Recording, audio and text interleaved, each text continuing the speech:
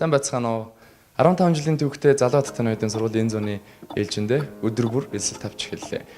Харилцааны соёл, мандайлал, ярих чадварын залуу хатагтай ноёдын сургуулийн хөтөлбөрийн 50% шинжилгдэж технологийн хичээлүүд ордог боллоо. Октодод зориулсан хоолны технологийн хичээл, хөвгүүдэд зориулсан технологийн хичээлүүд орж байгаа.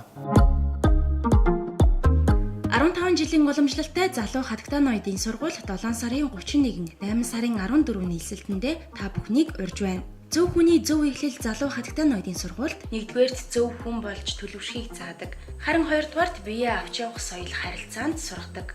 Гуравдугаарт манлайлал, менежмент, бизнесийн анхны ойлголтыг хүүхдэд төлөвшүүлдэг.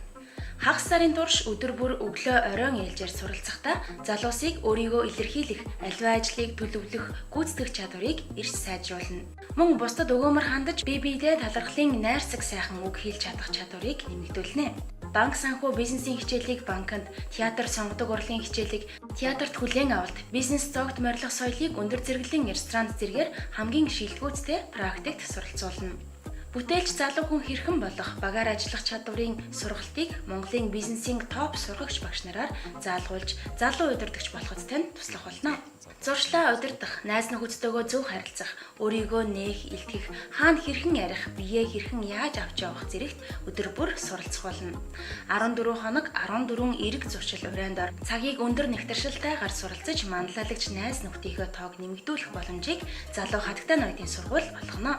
Зөв алхаа гишгэнд суралцаж өөртөө илүү итгэлтэй болно.